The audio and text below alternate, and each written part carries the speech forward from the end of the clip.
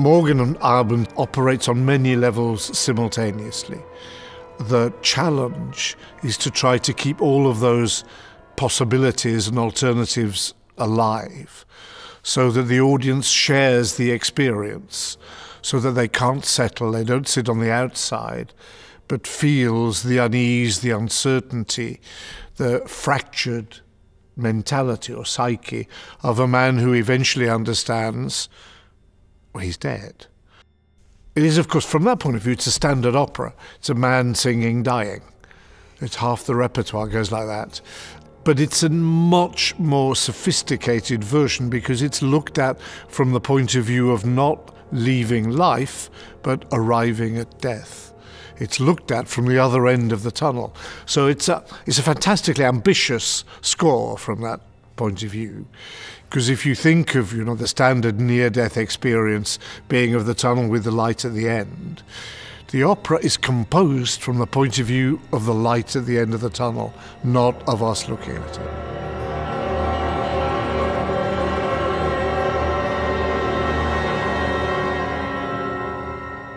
It's hard to say why Fosse is not very well known here. I think one of the reasons is that his plays are very difficult to direct.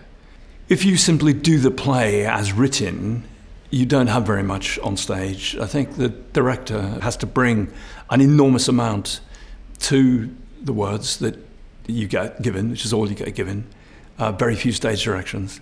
You've got to bring an enormous amount of your own experience of life to the play. With a text as apparently simple and spare as this, you have to go quite carefully and delicately, because you need to bring a lot of interpretation, inevitably, because it can't only be stated.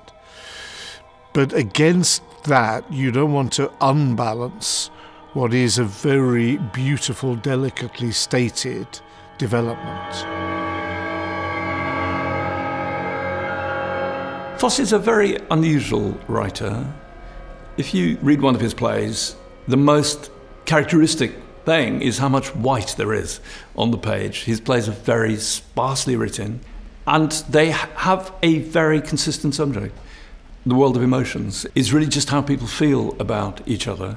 And he tends to focus on the dark side of people's experience. You could call it depression, or you could say it in spiritual terms. But he writes with extraordinary intensity and conviction, and he's very convincing, I think, about the reality of people's deep feelings for each other. I think it's very timely in our own culture now, where we're very interested in what happens in old age, in the psyche of old age, in dementia, in Alzheimer's, extending on the end of life into death. At what point is the brain dying as opposed to the body dying? I think these are things that we're very interested in. So from that point of view, it seems to me very much right at the cutting edge of contemporary thought and feeling. It's exactly what an opera should be about today.